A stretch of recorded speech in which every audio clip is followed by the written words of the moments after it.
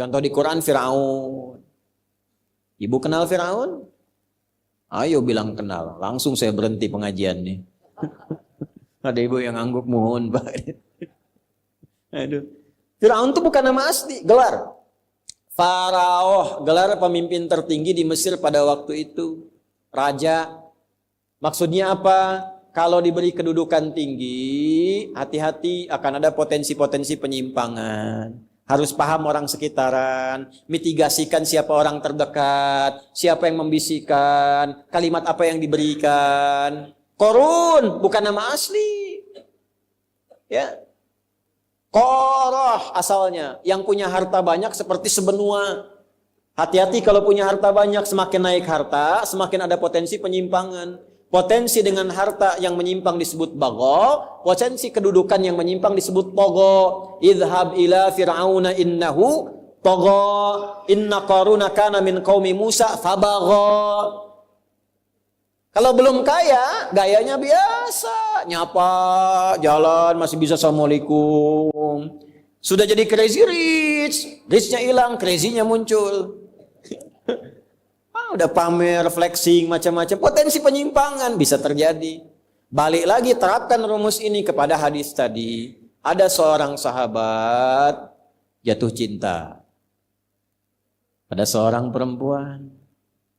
Nah, jatuh cinta ini akan terjadi dimanapun. Termasuk jamaah-jamaah ini nih. Hati-hati bu tuh.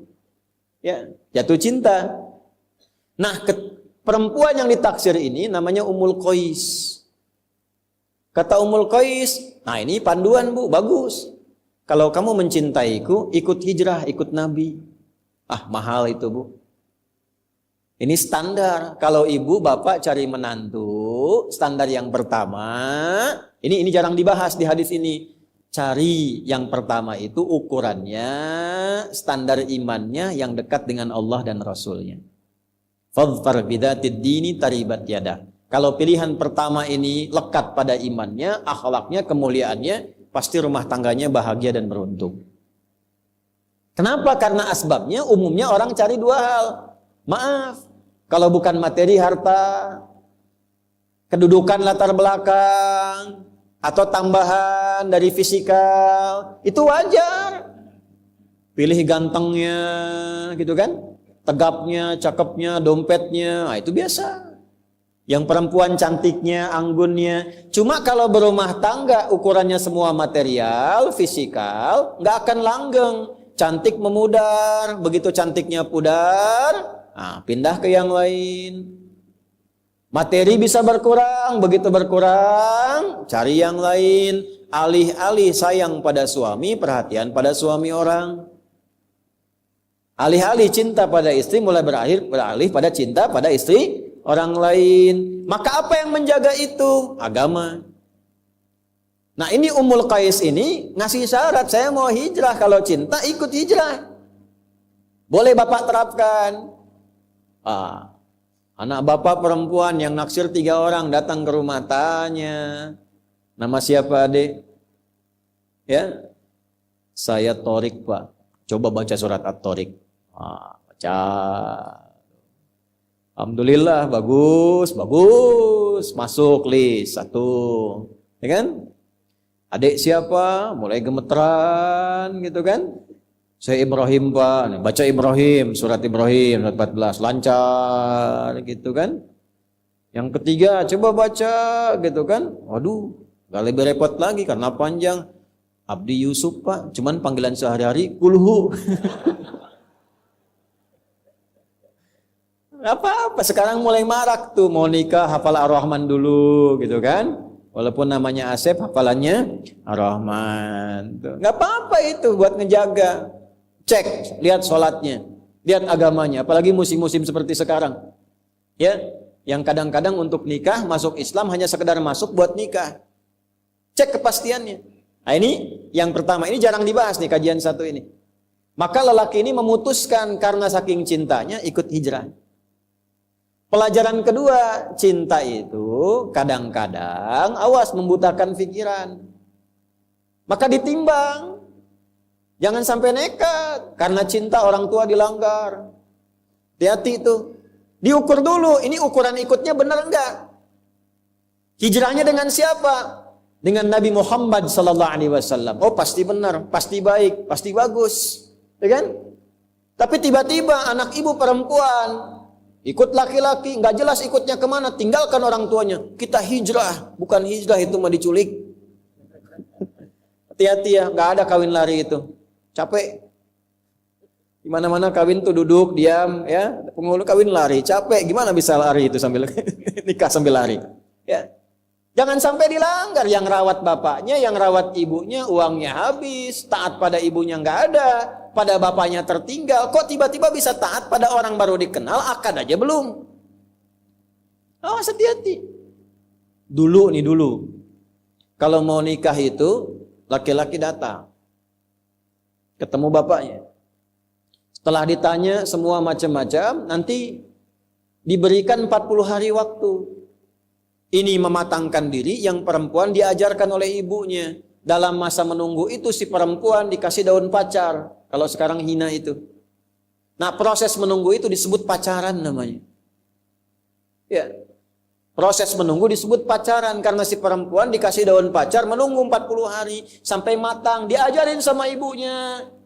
Ya, kayak pami jadi istri kieu, ini teh masak tes pada kieu, suami teh kieu. Dari awal diajarin, yang laki-laki mematangkan diri.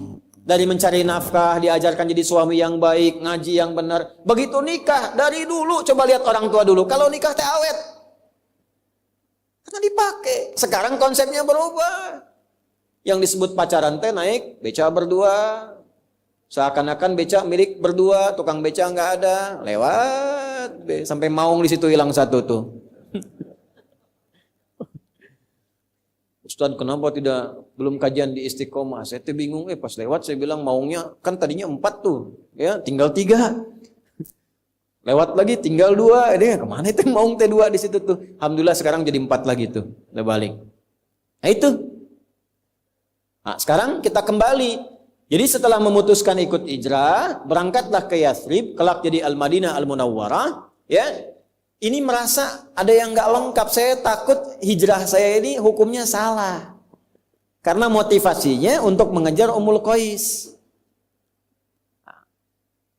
Apa ini pesan moralnya? Salah satunya sebelum masuk ke hadisnya. Pesan moralnya boleh jadi juga ada yang ingin hijrah. Hijrah itu kan nggak harus pindah tempat. Hijrah itu asalnya berpindah keadaan dari yang kurang baik jadi baik. Dari yang belum dekat dengan Allah jadi dekat dengan Allah. Tidak harus pindah tempat. Kecuali kalau di tempat itu tidak bisa mendekatkan diri kepada Allah. Di tempatnya mau sholat susah, hijrah. Tapi kalau di tempat itu yang ke masjid banyak, yang ngaji banyak, cuman Anda yang belum ke masjid. Anda ingin hijrah, nggak usah pindah tempat, pindah kebiasaan. Ini rumah Masjid Al-Ikhlas, tetangga masjid. Jarak cuma 2 meter, speakernya ke arah rumah begini. Belum sempat ke masjid juga, tiba-tiba terfikir, kenapa saya belum mau ke masjid? Tiba-tiba berubah, nah itulah hijrah. Jelas? Tidak harus pindah tempat, bisa di pekerjaan. Ya, di pekerjaan Anda sulit untuk bisa menunaikan sholat. Mohon maaf, mau sholat susah, apalagi mau ngaji. Ya, sedangkan rezeki Allah sudah atur, pasti diberi. Catat tuh konsep itu. Tolong tanamkan pada jiwa kita. Kita itu rukun iman ada 6. 1 sampai 5 sering lulus, yang ke-6 sering gagal. 6 tuh kodo dan kodar. Di antara kodo dan kodar tuh rizki. Rizki kita itu diatur, pasti diberikan kalau mau bergerak. Jadi prinsipnya kerja dimanapun rizki pasti datang. Ya, jadi kenapa harus memilih tempat pekerjaan yang menjauhkan seseorang dari Allah? Sok pilih mana? Gaji 100 juta tapi nggak bisa sholat. Atau gaji 1 juta bisa sholat. Tidak ada pilihan ketiga, 2 ini aja. Oh, pilih mana? Tak mudah kan? Ya, karena wajahnya udah kelihatan 100 juta sholat gitu. Sekarang ada orang milih jaga toko, gaji nggak seberapa, tapi nggak sholat. Jumatan nggak sempat, 5 waktu dibatasi. Dan dia yakin yang ngasih rezeki Allah, tapi ninggalkan Allah. Ini nggak bisa jadi calon menantu, Bu. Allah aja dia tinggalin, apalagi anak ibu. Bikin status tuh. Jadi kalau ada anak menantu datang ke rumah calon, ditanya nggak sholat, tanya balik. Kamu Allah aja kamu tinggalin, apalagi anak saya. Itu. Ya? Nah ini, orang ini merasa bersalah. Saya takutnya hijrahnya nggak tulus mengikuti Nabi, tapi karena ngejar Ummul Qais. Dikonsultasikanlah kepada Nabi. Itu sahabat tuh saking dalamnya pengetahuan tentang keimanan, sampai konsultasi. Maka datanglah beliau kepada Nabi sallallahu alaihi wasallam menanyakan, ya Nabi, status hijrah saya bagaimana? Saya hijrah saking cintanya dengan Ummul Qais, saya ikuti hijrah ini. Apakah hijrah saya sah? Nah, kurang lebih begitu. Sama dengan motif yang kesini, judulnya ngaji,